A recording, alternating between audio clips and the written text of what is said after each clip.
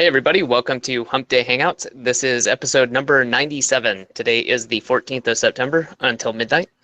And we got almost a full crew here today, so let's go down the list and say hello. So Hernan, starting with you, how's it going, man? Hello, Adam. Hey everybody, it's really good to be here. 97 episodes. Woohoo! Yeah. We're getting here. So why no webcam? I gotta ask. Because when we talk, I see you got your cool clothes on and got a nice background, so why not today? Well, I'm kind of shy, you know. Yeah, I'm not buying that. I got it unplugged. I'll plug it and show my face in a bit. Gotcha. All right, cool. Hey Marco, what's going on, man? Hey man, what's up? No camera here either, man. I can't show you guys how beautiful Costa Rica is. Yeah, that's what we need like Marco's weather webcam feed. You have to come see it for yourselves. Or I might just do my own rant mastery over there by the pool, take a few minutes every day and just say, hey, this is Costa Rica, man. Outstanding. Oh, man. Bradley, how's it going? Good, man. Happy to be here. Kind of excited about, well, Hump Day Hangouts as always, but the 104th episode that's coming up. I know you're going to mention something about that. And then also we got the ifttt v2 update webinar for the month of September is immediately following this webinar, Hump Day Hangouts today, and we're going to go through a ton of really cool updates, guys. So don't miss it if you're in the academy. If you're not, we'll go join. It's not too late. Yeah, definitely. And if you are in the ifttt SEO Academy V2, you can go into the Facebook group, either one, new or old. I know we're doing the transition, and you can find the link there for the update webinar. And so I just wanted to say too, tomorrow, if you're not in ifttt SEO or you're not in the masterclass or the mastermind, tomorrow we're gonna have a webinar at 3:30 for people who are interested, who maybe have heard us talking about ifttt and are interested about what it can do for your SEO, for your marketing, for content syndication. All right, so we're gonna put the link in here so you can sign up for that. It's gonna be a short webinar tomorrow. We've had requests from people over time, and I think it's good for us to let you know. Yeah, be an hour to let you know more about it and what this is all about, what it can do, all that stuff. On top of that, like Bradley said, episode 104 is approaching. So for us, that's the big one. 100 is awesome. We're not, gonna ignore that. But for us, 52 weeks in a year, so 2 years would be episode 104. So we're definitely gonna have some special stuff going on then. So stay tuned. We'll announce that. But that's a few. What are we at? I think this is 97. So we got about 7 weeks. So. Yeah. Let's see. Other than that, what else did you guys have? I think we had some other announcements, unless I'm mistaken, but I wasn't sure exactly what they were. Well, that's because we didn't have enough pre-planning time.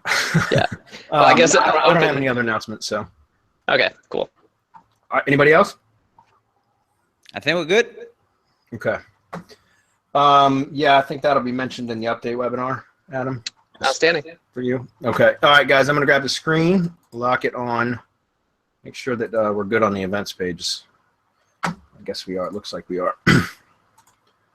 And I'll try to blow it up, guys. It should be locked on my screen now. And let's see, why is that not? Oh, wrong button. That's why. All right, that should be better. All right, we're going to start at the bottom. Not too many questions as of yet, but we know stragglers like to come in. Let's see. The first one is from an unpronounceable name, and at least for us dumb Americans. It says, "Hi, I'm running 20 pbns, all of theme different." Okay, maybe all on the same theme, or all themed, likely, maybe. I'm not sure. "Hi, I'm running 20 pbns of all theme and different all aspects, no footprints. I would like to know if RSS syndication for those pbns is possible." Yeah, of course. I mean, if you got PBNs, you should have no footprints. I mean, you should strive to have no footprints anyways, but there's no reason you can't. Even if you have footprints, you can still syndicate. I mean, my point is that, yeah, you can syndicate from PBNs because you just use the RSS feed as the trigger. If it has a feed. If it doesn't have a feed, then not really. You'd have to install WordPress on a subdomain or something like that in order for it to work. But yes, absolutely. Every time you make a post, it can syndicate out to a branded network for that PBN, which is what I recommend that you guys do if you're building PBNs, is to, a brand can be a persona. A persona can be a brand, is what I'm saying. So either way, even if you have PBNs that are, pseudo companies, like fake businesses, so to speak, or fake blogs, or they could be, fake company blogs or fake, persona blogs. It doesn't matter. But what you want to do is just build an ifttt ring around it that's branded for that that site, whether it's a blog, a persona, or a company website, it doesn't matter, okay? So yes, a tier 1 branded network is perfect for PBNs. It's very, very powerful. It also gives Google a lot of the signals. Well, it injects a lot of the signals that it's looking for into the PBN to make it look more legitimate, guys. Remember, it's not just about the links and the social signals either. It's about validating the entity or the profile, the persona, right? All of the above. And so having those social rings around, I mean, again, think about it. If you guys go out and purchase an expired domain and then you rebuild content on it and you know put a couple articles on it with an outbound link pointing to your money sites, and then you never touch the damn thing again, and there's no connection to that site to anything else on the web other than its outbound links, then it's kind of suspicious looking, right? I mean, and all of you that are on this webinar right now are smart enough to be able to detect a PBN when you see it if it's built poorly, which most of them are. So having an ifttt ring around it by itself isn't going to just make it safe, but you know, if you set it up properly and you put an ifttt ring around it and you publish content to it regularly or consistently, then it's gonna kind of, you know, hide the fact that it's a PBN somewhat, as long as it's built correctly as well. If that makes sense, because you're kind of validating the site through the semantic properties, you know, the social properties that we connect to it. But that was a good question. Dean says, hey guys, a quick one. I'm looking for a rank checker tool that I type a domain into and have it tell me everything that domain ranks for with positions, etc., without me having to put keywords into it to see where they rank. Does a tool like this exist? Don't mind paying if it does. Yeah, SEMrush does that, Dean. You can do that with SEMrush. I forget too, does SpyFu still provide some of that too? I never used SpyFu for that. It's been a while. I know they did paid, but I think they, anyways, it's worth checking out. I know it did at one point. SpyFu was more of an AdWords tool, wasn't it? I think it's more of an AdWords. Yeah, but they did have some organic stuff. Anyways, just something to check out. But definitely SEMrush has that. So that's what I would recommend that you do. There's another one that, what's the guy from SEO Presser? Daniel Tan, I think. The guy behind SEO Presser, the plugin, Daniel Tan, I think he's got a cloud-based service that does that. It's got a monthly based, you know, fee or whatever. But all I think that he does is tie into the SEMrush API. And so it's just basically a different interface, but it's the same data. So I don't remember the name of that program. Jay says, hey guys, I want to know if there's been a date scheduled for the second update webinar for people who bought VMB through the SM link. No, not yet, Jay. It's going to be several more weeks. I've got a VA that is in training, but he was actually working for me doing something else, and I had to wind that operation down or that project down. So he's still in training, and it's going to be several weeks before we have the systems and the processes in place. Because if you were on the first webinar, I mentioned that I was going to have it to where it was, you know, basically a completely outsourced process to using Video Marketing Blitz. And I don't want to rush the webinar and give you guys incomplete information. So if you have to wait a little bit longer, I think it'll be worth the wait. All right. Greg says, hi, when using curated content and posts, the curated parts have high keyword density. Okay, keywords appear in quoted section title 4 to 5 times in the content, 1 time in attribution link, and again in the URL of image credit. So using 3 pieces of curated posts ends up with a keyword density of 25 and 900 words. Is there any solution for this? Yeah, Greg, stop using over-optimized content. I mean, maybe I'm not understanding the question, but I don't know where are you pulling content in that's stuffed like that? Remember, if you're curating content, you're pulling content in from other sources. So if you're pulling content from sources that is stuffed with keywords like that, they're probably not good sources to pull content from. That's all I can say. I mean, I don't understand where that level of density is coming from. Let's see, keyword appears in quoted section title 4 to 5 times in the content. Yeah, that doesn't seem right to me, Greg. I'm not sure how you're coming across content that's that stuffed. 1 time an attribution link, and again in the URL image credit. The image credit, why? I'm not sure. If you are creating the attribution link to credit the image, don't you have control over that? So why put the keyword in it? I'm saying whatever you have control over, Greg, if you've got that many occurrences of the keywords, you certainly want to edit it and reduce that. And remember, with curated content, guys, you can truncate what you curate. Does that make sense? So like you don't want to copy a whole article and paste it in as curated post. That's against the DMCA, right? You don't want to do that. What you want to do is just grab a snippet. And if you read the DMCA, the Digital Millennium Copyright Act, it says there are certain parameters that are allowable, right? There's you don't want to go over, you don't want to grab like 3 or 4 paragraphs out of an article and curate that. You want to grab like essentially 1 paragraph or a few sentences, maybe 2 paragraphs if they're short paragraphs, or just a few sentences out of a paragraph if it's a long one, if that makes sense. And all it is just to reinforce whatever point it is that you're trying to make, right? And so that's where your commentary comes in. And then you reinforce your commentary, your opinion, or the statement that you've made in your commentary with the curated article or the piece of content from the article that you're curating that reinforces that point, right? And that's all you need. So you can use the title and then just 1 sentence out of the curated article, and that's all you need.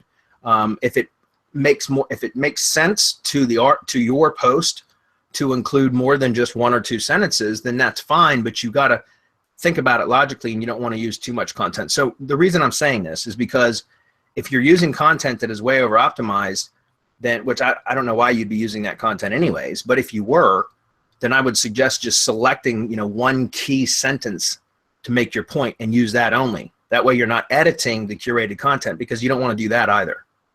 If that makes sense. But you're just grabbing 1 article, 1 sentence or a couple sentences, and it's going to be less likely to be stuffed if it's only 1 or 2 sentences versus a paragraph or 2. Okay? And again, anything you have control over, like your attribution links, image credits, anything like that, you control that. So just don't optimize them then. All right, posts are syndicating entire posts to OneNote as 1 large block of text, and it drops all credit links to the curated content. Will this be a problem? Do we need to add those links back in to the notes in OneNote? Thanks. Well, no. If it requires you to log back into OneNote and add links to every single piece of content that gets added to OneNote by ifttt, then there's no automation there whatsoever. So absolutely not. But if you're using the OneNote, you should be using the recipe for OneNote that creates a page from a link. And all it does is take a screenshot of the actual note. I mean, at least that's the way I think I had it set up. It's been a while since I've been in the, let's go take a look at that real quick, because I have the, here we go, the account template. There's a couple recipes for OneNote, so let's look at them. Okay, OneNote. This is YouTube to OneNote and then RSS to OneNote page from link. That's what you should be using, is the page from link. And what happens from the page from link is it should be like a screenshot image of the post, right? And it's just a link that links over to the actual post. So it's like the whole file is just a link that links over to your actual post that got syndicated. Because the post itself doesn't get syndicated, it should just be, at least if I remember correctly, it should just be like a screenshot of the blog post of like the whole web page. So, anyways, trust me, if you had to go into OneNote and actually add in the links after every blog post, it wouldn't even be in ifttt SEO Academy, because that's not how I do things. Okay, so I'm not sure where the issue is. You might have an earlier version. We used to have a different different OneNote recipe, excuse me, that would actually syndicate the blog post, but I removed that specifically from the 2nd version of ifttt SEO Academy because this was the better method. So I don't know, maybe double check your recipe, Greg. Maybe that's the problem. And if not, if you can clarify, we could take a look at it maybe. Jenny says, Bradley, in a previous Hump Day Hangout, you mentioned that you started using PPC for your lead gen business. Yes. Can you talk about how you track results? If I already have tracking number, would it be beneficial to get another Google provided number to track if PPC working? Any tips or things to avoid? Content Kingpin rocks, by the way. Would recommend it or ifttt SEO to my mother if she had any clients. That's awesome. That gets a plus 100. Yeah, that's awesome. I just plus 1'd it. Okay, yeah, absolutely. I'm doing a lot of PPC stuff, and that's what the whole local Kingpin training that launches next month is about. And I'm actually having really good results with it. And so, yeah, but the way that I track results is I use conversion tracking on the landing pages, so that if anybody submits the web form, like the contact request form from the landing page, and then they get redirected to the thank you page. I got the conversion that tracks, that counts as a conversion. And then also I'm tracking phone calls through the tracking phone number if they land on the landing page, because on the landing page is the tracking phone number, and I just use CallFire, and all my calls get routed into a call center, right? So I have I use AnswerConnect. AnswerConnect.com is my call center. So all my calls route into a call center, and then they get dispatched out to the proper contractor. So I end up having a record of it in CallFire, as well as a record of it from the AnswerConnect service, the answering service. Okay, but also what I'm doing is I'm using ad extensions, and I'm using the call extension in AdWords, and that will allow the phone number, a phone number, to show up in the actual ad, especially for mobile devices, and it's tap to call. And with that, I choose to use a Google Voice number. Google just arbitrarily assigns a Google Voice number that forwards to your whatever number you tell it to. In this case, my CallFire tracking number. And that's just in the event that a mobile searcher searches and taps the tap to call button from the ad itself without actually going to the landing page. Because if they go to the landing page, they're going to call the number on the landing page, which is the CallFire number. But if they call directly from the search results by using the tap to call button from the call extension, then it will track as a conversion in Google AdWords. Now, there are some call tracking and conversion tracking softwares for calling or for phones that integrate with Google AdWords. One of them is, I think, what's it called? Callrail.com. I think it's callrail.com. Let's see. No, that's not it. Whoops, I said CaleRail. That's why. Try that again. Yeah, this is one of them. There's several of these basically phone conversion tracking systems that integrate with AdWords, and that's probably the better way to go. If I was doing, as I scale my lead gen business using AdWords, remember I just recently got into doing this, but as I scale it up, I'll probably end up investing in one of these services as well. But for the time being, I'm just using CallFire. My answering service, well, everything just gets routed to there anyways. And then if anybody does the tap to call from the actual search results, it's typically only going to be on mobile that happens. Then it registers as a conversion because I'm using the Google Voice number that AdWords will assign for that. If you're using call extensions, it's an ad extension. Okay, so hopefully that makes sense. I don't want that to confuse anybody. But let's see. If I already have a tracking number, would it be beneficial to get another Google provided number to track if PPC is working? Yeah, if you have it set up the way that I do, like if somebody lands on your landing page and they call your number that's already a tracking number, whether it's CallFire, Twilio, it doesn't matter, then you're gonna track that anyways. Although it won't register as a conversion inside of AdWords, right? Because AdWords has no way of knowing if somebody picked up the phone and called. Now I know that you can use these types of programs like CallRail, which will have like dynamic number insertion. So you can actually have different phone numbers for different ads, or all different kinds of things. And it's really, this is the advanced way to track. And excuse me, as I get better with AdWords, I'm sure I'll be integrating something like this. It doesn't have to be this particular service. This is just the one that I remembered. So you might want to look into that if you're going to be scaling up your your business. Excuse me. Yeah, I like CallRail because it actually records the call. Yeah.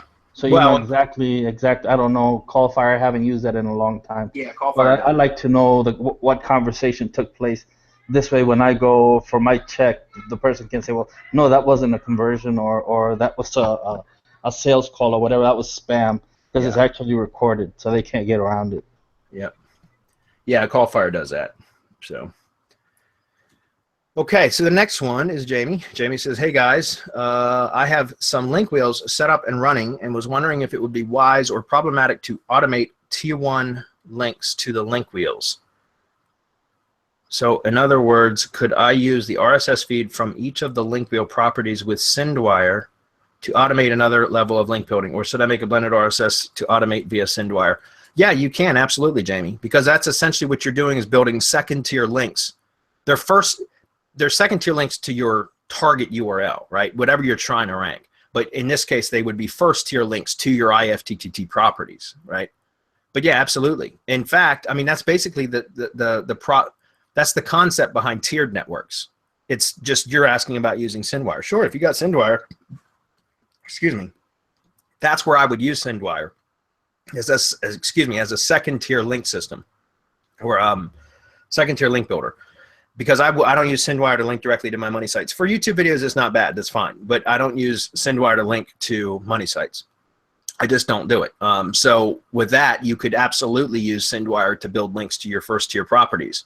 And it's that's a good strategy for that. And if you have it, then yeah, you can absolutely do that. And you can do a separate, each one of your ifttt properties, tier 1 properties that have an RSS feed, an output feed, that would work. Okay, so you could essentially set up a different campaign for each one of those, each one of the ones that have an RSS feed. Some of them though, like Delicious and Digo, those are just bookmark feeds. So like there's really no content there. You could do it. I'm just saying that, you know, just be aware that you don't want to spam your Web 2s and Syndwire with a bunch of just like bookmark links and that's it, because you can get your accounts terminated that way. So just keep that in mind, all right? Ivan says, Google my business page and map questions. By the way, wanted to mention, we're going to talk about this in the ifttt update webinar that's immediately following Hump Day Hangouts for you guys that are Academy members. But I did want to mention that right now, third-party logins has disappeared. The ability to create a third-party login for Google Plus pages and YouTube channels is, at least as of today, is missing. But it's coming and going. It comes and then it goes, and the process has changed from what was in the ifttt SEO Academy training. We're going to cover that today, but currently it's temporarily, at least I hope it's temporary. It's disappeared. It's not available. And so we're going to talk about that a little bit today, guys. I'm hoping it comes back soon. I'm pretty sure it has to do with the Google Plus interface changing, and like they're about ready to force everybody to the new version. And I think that's what's kind of causing the problem. So, all right. So to get back to Ivan, sorry, Ivan, is it possible to have a map that I created to show in place of the one provided by Google on the maps result for my business? If yes, what do I have to do to implement this? To have a map that I created to show in place of the one provided by Google on the maps results for my business? No, Ivan, I don't think so, buddy. The most that you can do for that is go to Google Map Maker, and in Map Maker you can edit the Google Maps or suggest edits. They're going to be moderated. But if you have some stuff that you want to update, like using Google My Maps is a map where it's a map that you create, you will not be able to replace the Google local search results with your map. It won't work, okay? But you can edit or suggest edits to the Google local maps by going to Google Map Maker. And I mentioned this before on Hump Day Hangouts, but let's just go to it real quick. Go to Google Map Maker, guys. Every one of you should create or log in through your main profile. Into anybody doing local, you should log in as your main profile. Okay, so connected to your main primary Google account, and start suggesting edits around your own town. If you're doing, whether you're local SEO, if you do any sort of local stuff for clients or for lead gen, you should start building up your map maker profile. And the way you do that is by contributing, by suggesting edits, that kind of stuff. Be helpful. Find map markers for businesses that are misplaced, and then reposition them and suggest that as an edit. Suggest NAP updates for businesses that have outdated information, that kind of stuff. Because as you start to build up a reputation in MapMaker as providing valuable edits and valuable suggestions, then you can end up being able to force changes very, very quickly inside of maps. And I've been able to, over the years, fix some pretty heinous maps issues fairly quickly, within just a matter of, well, now it's within 24 to 72 hours, my edits usually are approved. And that's great, because if there's NAP issues or maps issues, sometimes that are really tricky, this is the only way to get it fixed. And the more you have built up a reputation as providing valuable suggestions, then the quicker your edits will get approved, will get moderated, if that makes sense. Okay, so I highly recommend that you guys do, and just do it on your main profile. You don't want to hide anything. You don't want to do this under personas, because you'd have to build up multiple personas. Just do it on your main profile. Okay. All right, where on my website should I embed the Google map. Main page, sidebar, contact page. That's a good question. I usually just put the map, like if it depends on the theme that I'm using, but if I have like a footer widget area, then I oftentimes will put a map in the footer widget. Sidebar is fine as well, although sometimes I think it clutters up the sidebar. It just depends on like how narrow your sidebar is, that kind of stuff. But almost always I put it on the contact page. And that's really where, like, if I didn't have it in a footer or a sidebar, then I would definitely put it on the contact page. Any suggestions on that, Marco, Hernan, anybody? No, that's exactly what I do. Okay. I was muted. Yeah, and the contact page usually works. I like to split test this anyways. Something like if you have kind of a widget rotator, I can remember the, let me look for the plugin for the widget rotator, which will give you exactly which kind of CTR is higher, you know, conversion is higher on that end. I'll try to find it out and post it on the events page. So okay, cool. Thank you. Paul says, hey guys, I have a client that is just out of the maps pack number 4. Don't you hate that, Paul? I hate that. It's like pussyfooting around with the 3-pack. His competition is in the number 1 and 2 spot of the map pack. He obviously has someone doing SEO because they have him on 2 different GMB pages, and the only difference is they reversed the name. First name, last name first. Okay, everything else is exactly the same. I want to knock him off naturally with me doing the RYS, but with the new Google change to the 2-pack, is there a way to get Google to do a manual review on this guy's listing? Just trying to take care of my client. Thanks. Paul, there is. And it's funny that you say that because Wayne Clayton, oh, I'll be damned. And look, I didn't even know that he posted on this page. Wayne's in our mastermind as well. He just said something very similar. I saw it in the masterclass Facebook group. And it's kind of funny. You guys have pretty much the same question here. That's funny. Are you guys working for the same client? Because it's pretty much the same damn question. To be honest with you, I have never reported anybody to Google. Honest to God, I've never done it. And the reason why is I've just always felt like karma is a bitch and she'll catch up to me if I do. And I've been known to spam some stuff myself. You know what I mean? And so because of that, I have just never, ever, ever done it. I know that you can submit that kind of stuff to Google, and they will do a review on it because I've had it done to me by tree service businesses, but I've always ended up circumventing it and getting my listing back anyways, even if I had to build a whole new one. So, but I've never done it myself. But I know there is a way to do it. I just can't point you to it. I'm sure if you do some Google searches, you'll be able to find out how to submit a spam, complaint to Google. Okay. I just personally don't do that, guys. Like I said, it's just, to me, I've never done a negative SEO in my life. I've never done a spam complaint. I know you're just trying to take care of your client. I get that, Paul, but I would still, personally, I'm not knocking you for submitting a spam complaint either. That's not what I'm saying. It's up to you guys to decide what you want to do. But personally, I would just try to take them out doing positive SEO stuff for, not that submitting a spam complaint is negative SEO. I'm not saying that, but I would still just try to outrank them. Personally, that's how I would do it. But yeah, I know you can report it. I just don't know how to do it. I don't know the process, guys. Sorry. Yeah, I don't know the process either because I've never done it. I always go after them. They just piss me off enough, so I just take them down. That's how you got to do it, man. You just have to do enough to take, and you have everything in your arsenal, Paul, that you need to take this guy down a spot or two. I mean, whether it's citations, whether it's link building, some press releases, or whatever else you have to do, another RYS stack won't hurt. With where you invert the business name like they did, and push relevancy up to them. You know how to do it, man. Yeah. Just reach out to us, and we'll take care of it, man. And in fact, I think I misread. I just assumed I saw the 2-pack in Wayne's comment here. This is not the same question as what Wayne posted in the masterclass, so I apologize, Wayne. I didn't read that. That was a 2-pack, yeah.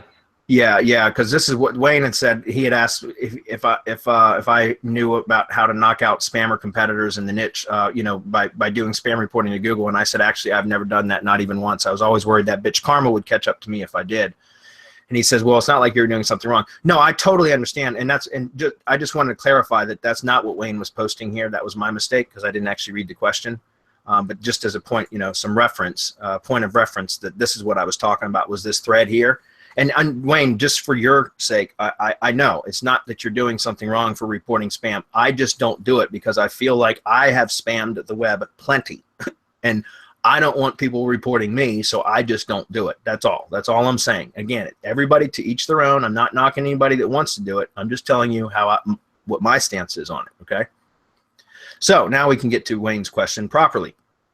I have a client that was in a 2-pack with 2 businesses, 2 different names and phone numbers, but same address. Since the recent algo changes, the 3-pack they were in for their city disappeared. Their minor business of the 2 now seems to show up in the single pack listing called the knowledge panel. It shows only 1 business is played to the right side versus a 3-pack. Yes, I've seen that recently too a lot, Wayne. It's probably not going to remain that way. It's probably temporary, just so you know, because I've seen that as well. And then the 3-pack will come back. That's just kind of, I've seen a lot of shifting like that, especially in the last couple weeks. Okay, the main business now does not show in any 3-packs, even for other surrounding cities, but the major business listing does show in the other organic listings, just not the 3-packs. So, question is, what should we do for them using ifttt? We actually had accomplished this without the ifttt and was just starting the ifttt strategy when this happened. Or should we do ifttt first and then do RYS? My concern is showing too much activity and drawing G's attention. Sorry for the long worded question. Appreciate the input. Okay. It's funny. It says show less here, like he typed it in. All right. So first of all, I highly recommend starting off, and this is going to probably shock some people, but since you have RYS, Wayne, and you know about the process, even people that don't have RYS Academy, which would be a good time for you to drop a link, Adam, if anybody wants to go through. We have a webinar series that's free, guys, that you can register for, that goes through a lot of the stuff that RYS Academy, we teach inside of RYS Academy. So if Adam drops the link, you guys, I highly recommend you go register. It's just a webinar series. You can register for it and just go through the webinars. They're all free. Of course, there's an offer at the end, but you can go through the webinars and you'll learn some stuff. Since Wayne has that, I would recommend doing RYS for any sort of local stuff when you're trying to rank maps. RYS just crushes it. Okay, and so I would suggest starting with that. But if you have an ifttt network, I would still connect the local pages, both of them, to the ifttt network for syndication points and start blogging, because the activity on those pages often helps those local listings to rank. Now, keep in mind, though, what I'm saying, Wayne, is I've seen, even for some of my own clients and some of my own lead gen stuff right now, a lot of shifting in the maps. Seeing what you're seeing. I'm seeing the 3-packs disappear, and it just shows 1 knowledge graph listing on the right side, which sucks. That really sucks. And I'm also seeing my maps listings disappear from the 3-pack, and then when you click the show more listings or show more whatever at the bottom of the 3-pack, it's not even showing in the available, what's available. So what I'm saying is I've got stuff that's been ranked, in any one of the 3 positions in the 3-pack, A, B, or C, that all of a sudden disappear, and then they don't even show up in the show more results, right? And what's interesting is those show more results, where sometimes used to have 3 different pages, now only have 1 page with only partial results. In other words, like the 3 pages might have had 34 listings, and now it only shows 7 listings in the in the show more results part, and there's no option to go to another page. And my listing, I've seen it recently, and I'm pretty sure that it just has to do with the changes that Google's making to both Google Plus, which affects maps, but also because they're going to be they're rolling it out already as we speak, paid maps listings. So it's pay-per-click for maps listings. And so that's in part, I think, why we're seeing so much volatility in the whole maps algorithm, because first of all, the Google Plus changes, which is quite significant to the whole search engine, the whole search algorithm as a whole, because Google Plus was ingrained so deeply into the Google search, and it looks like they're pulling it back out to some degree, right? So that is having a big effect on it. But then also, I know for a fact that Google is rolling out paid search listings in maps and in the 3-pack. And because of that, I think that's also causing a lot of weird stuff to happen to the maps listings right now. So really what I've told my clients is that they're just going to have to be patient. This is the problem with relying so heavily on one source of traffic, or you know what I mean? That's part of the reason why I'm suggesting to all my clients to do AdWords now, and AdWords for video. And eventually I'll get into doing Facebook ads maybe, or I'll just hire Hernan to do it. But my point is relying on just that one source of traffic. And I'm not saying you are, Wayne. I'm just saying that's what I'm telling my clients is that, you know, basically you're just going to have to be patient until Google's done with the rollouts. There's not a whole lot that we can do, right? Yeah. You know, go ahead. I'd like to just respond to his drawing Google's attention comment. When you're doing RYS, you want to draw Google's attention. You don't want to draw Google's attention by triggering a panda penguin and by triggering the sandbox during the Google dance. But with RYS, you do want to trigger Google seeing that seed site or seed set that you've created inside RYS Academy. That's the whole purpose of that. The Google tickle, Wayne. You know that. Yeah. You know the Google tickle, man. He knows. So that's the point. You go and you trigger that. You do everything that you're supposed to so that you draw attention to your listing the right way, instead of drawing attention to of the furry black animals that you don't want any part of. Yeah. But it's entirely okay to draw Google's attention the right way. You got to tickle the G spot, the Google spot. That's how it works. And the webinar went off the rails. That's how you get results, guys. Tickle that G spot. Google loves it. All right, through the ifttt training, I was able to rank a live stream video from OBS to YouTube and rank number 8 in the world for a big keyword with about 2,500 searches per month, plus one that. I just built out a YouTube channel completely, added 5 networks, and blasted a few videos, and of course titled everything correctly. Thanks, guys. Great results, Greg. Thank you for sharing. Appreciate that, man. Congratulations, by the way. Jan Measure says, I have a few strong PBN links to use for my RYS stack. Is it best to link to the folder or to the mymap, or maybe different properties in the stack? Had them all spidered to pass the juice around, but was curious if had any testing showing a best practice. Also, when linking to the stack, do you link to the goo.gl or the full naked URL? Thanks. It really doesn't matter if you have everything spider siloed anyways. I'll let Marco comment on it, but I mean, really, if you have everything internally linked properly, it's really not going to matter. Although I know we've tested running links directly to the mymaps is pretty powerful. So, but the same thing goes with even presentations. Like I've had really good success using Google presentations and ranking those, but also using them to embed links within the presentation slides and then just you know, blasting the hell out of those. So I don't think it really matters. But Marco, can you comment on that? No, it doesn't matter. I've seen people have success with all of the above, with trying different things. But yeah, my map is special. We all know that. Yeah. And I'm not going to get too deep into that. But since we do all of the things that we do to it, then it's really special. So is the spreadsheet, by the way, if you want to spread the love, because everything will be in your spreadsheet. And so if you push juice into that, it's just going to push out everywhere that's connected within that spreadsheet. So, I mean, really, it is. It's a spider web silo. That's the way to think about it. So you'll be spreading the love everywhere anyway. Yep. And as far as the goo.gl or the full naked URL, again, it doesn't really matter. It's just a redirect. And since it's all Google properties, I doubt there's much loss, if any, because it's all under the Google umbrella. So it really doesn't matter. We just switch up the links for diversity's sake. That's all. Okay, Dean says, don't answer this if not got time because I've already posted a question. Sites snackpack was 3rd, then 2nd. After geotagging images on the snackpack page and adding content, then did some embeds. Seems there was a Google update first week in September showing webmaster tools. Now snackpack is 4th or 5th and gone for certain keywords. Any activity in this area with you guys? Thanks, peeps.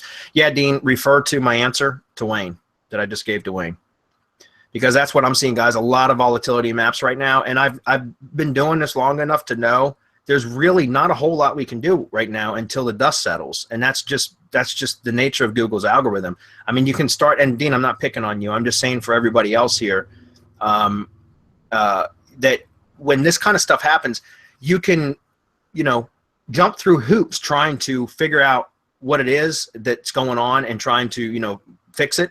But a lot of the times it's just the algo is like freaking out, and it's like a ripple effect. Like when you drop a, you know, drop a rock into a pond, it creates ripples. Well, they make a change and it's just this ripple effect that's going through. And until everything kind of settles and calms down, there's not a whole lot that we can do. So I usually give it a few weeks, because a lot of the times there's collateral damage that Google didn't intend. Almost every time they make an algo change, any sort of significant update, this happens. And then what happens is they allow it to cause all this collateral damage for a few weeks until they fine tune it.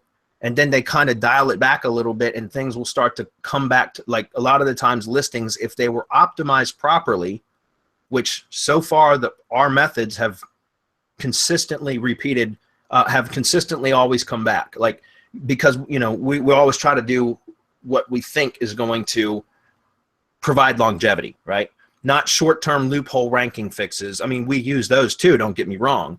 But for the most part, we try to protect our money sites. You guys know, the way we always talk about using ifttt as an SEO firewall and all that kind of stuff, right? We always try to do things to make sure that our properties will survive the updates. Although you will see some dancing and movement during algo updates, a lot, you know, pretty much 90% of the time, whenever the algo update has settled and the dust settles, everything calms down, our listings come back to the same location that they were, or even stronger. Okay, and so that's why I don't even sweat it anymore. Like I get clients that call me and complain, you know, and I just tell them, like, guys, this is the nature of Google. Like, sometimes we just got to wait till the dust settles, see what happens, and if there's you know, significant drop even after everything is kind of settled down or calmed down, then I'll go in and figure out what it is and we'll fix it. But until then, there's not really a whole lot you can do, because you could literally be chasing your own tail, running around in circles, trying to fix something that really you have no control over. And that will send up that red flag that Marco talks about, and can actually sandbox your site. Yeah, this is a really good example, because he says it was third and second. And then he went and geotagged images and on the snackpack page and added content, and then he did some embeds, and then wham. It might not have been the update. It might have been that you triggered the Google dance and that you dropped to see what you were going to do next. And if you did anything while it was dancing, then you sandboxed yourself. You could be sandboxed up to 70 days or permanently, depending on how much you did, while it was dancing. So the best thing to do when this happens, especially when it went third to second, is leave it alone. And especially when it went to fourth and fifth, leave it alone. You leave it alone for 21 days and see what happens. After 21 days, you take a look and see where it is. Then you can do something. But if you hit it while it's moving up, down, left, back, whatever, you're in trouble. And go read my blog post, the Google Dance Explained. And it's really simple to figure out, because Google tells you exactly what happens. Yep. Okay, Jay says, hi, just a follow-up question regarding Video Marketing Blitz. What is the best practice, in your opinion, to keep the test accounts alive? I had 10 accounts and only tested 50 keywords, 5 videos in each account once, and 7 of them got suspended. All accounts had individual private proxies and Firefox profiles, Google Plus accounts, and some natural activity, and I made sure WebRTC was disabled. Well, Jay, I can tell you that there was a footprint left somewhere, or I don't know if you created accounts or if you purchased them, but there was a footprint left somewhere for that to have happened with only 5 videos for each account, and you had 7 out of 10 deleted. And the reason I know that is because I've had issues with some phone verified account providers where they deliver my accounts, and I go in and set up, like, for example, specifically with Video Marketing Blitz, the provider that was posted inside of the Video Marketing Blitz software, you know, there was a provider for buying phone verified YouTube accounts, and there was also an option to purchase them with the API credentials. And I purchased them, and I purchased 50 of them, and 37 of them got terminated within 24 hours. And the guy, he and I argued back and forth, long story short is I'll never buy another damn thing from that dude ever, and I can't recommend him to anybody either. But what I'm saying is, then I went to the guy that I recommended, MetroBiz or whatever, and I purchased 100 phone verified YouTube accounts without API credentials, but and then I had my VA create the API credentials, and we had 60 dedicated proxies. We only set up 60 of the accounts, and all of those accounts are still alive and well. And some of the accounts that I set up that I've done heavy testing on, for example, I've got 10 test accounts. If you remember the first BNB bonus webinar that we did, I showed some results, and I've been doing testing, and I was uploading as many as 15 videos per account per day, which I don't recommend, guys, but I was trying to get enough data for that first, and I was under a time crunch for that first webinar. I was trying to generate enough data for that first webinar, so I even broke my own rule and started spamming the hell out of those test accounts, and they are all still alive. And I'm talking, I did like 800 and some odd videos over the course of 7 days to those accounts. It's ridiculous, and all of those accounts are still alive. So there's a footprint left somewhere, Jay. I'm not sure where it was. It could have been from the provider. If it was MetroBiz, I can't imagine that's the case, because I've never had an issue with his accounts. But maybe it was somewhere in your process of setting it up. Guys, I can't recommend this enough. This is where Browseo comes in. Browseo is specifically developed to solve these footprint issues.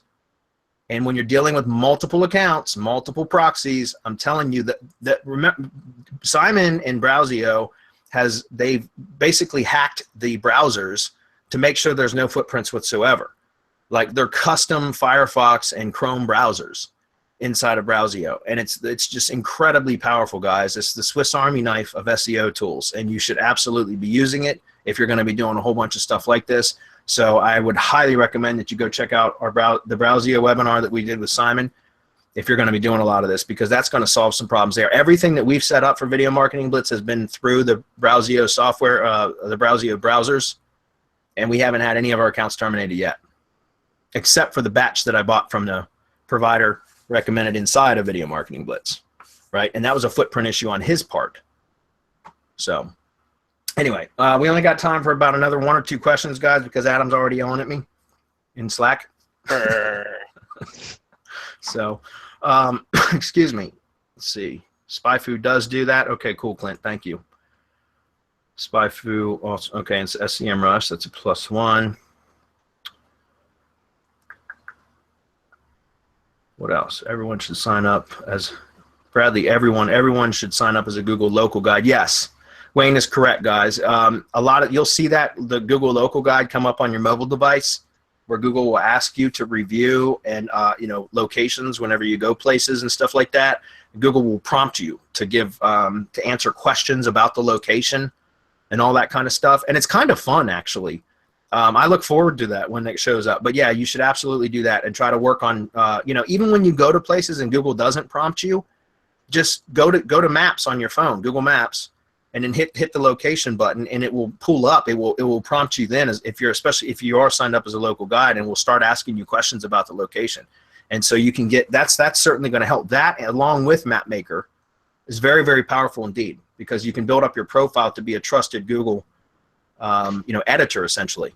Yeah, it's fun too, seeing some of the insane impressions some of that stuff gets. Yeah. Like, I add pictures and stuff, and it was like picture of a sub shop, like it's got 50,000 impressions. Like, what? Yep. That's pretty awesome.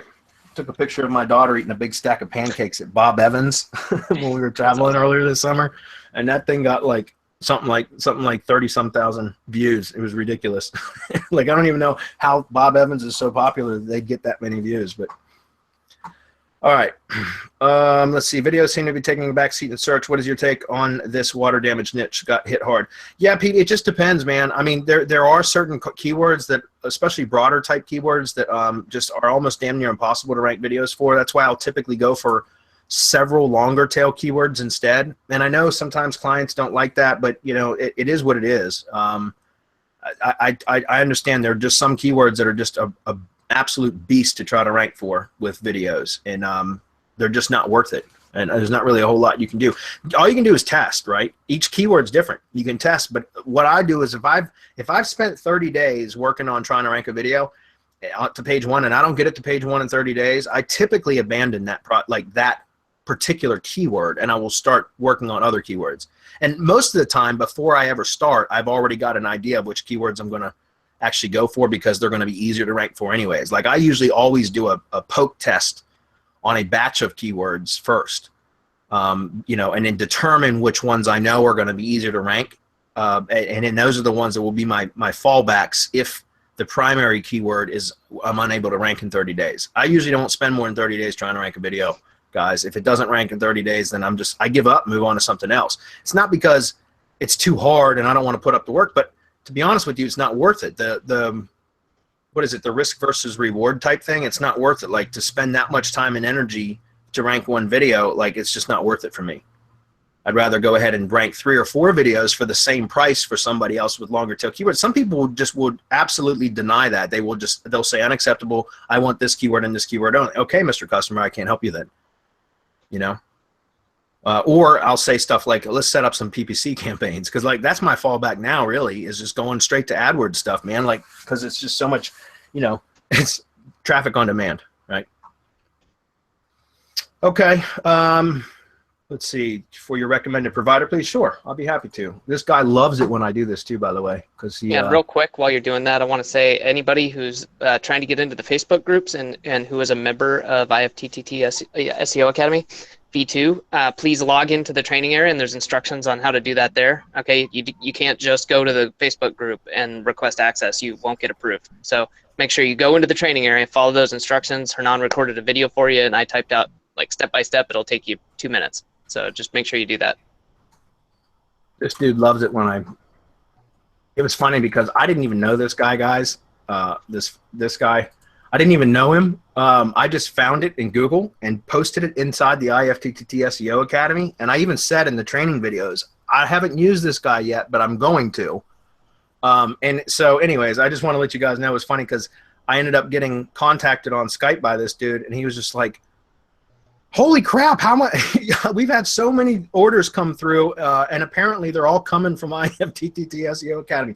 What made you select me? And I was just luck of the draw, buddy. But he ended up being a very good provider. So he's who I use for all our phone verified accounts now. Okay. All right, guys, that's it. We're gonna wrap it up. I just wanted to mention Rico's testimony. Rico Suave, his testimonial.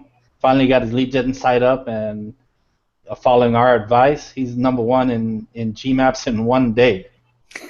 Nice. That's pretty cool. cool. Hi guys, finally I have my lead gen site operational and it's set up with all advices from you guys. ifttt silo. Wish me good luck. Already #1 on Gmaps in 1 day. Fantastic. Woohoo! Awesome. Nice. Kick ass, dude. All right, guys. We'll see those of you that are in ifttt SEO Academy. The update webinar starts in about 5 minutes. Everyone else, we'll see you guys next week. Thanks for being here. See you, everybody. Bye, everyone. Bye.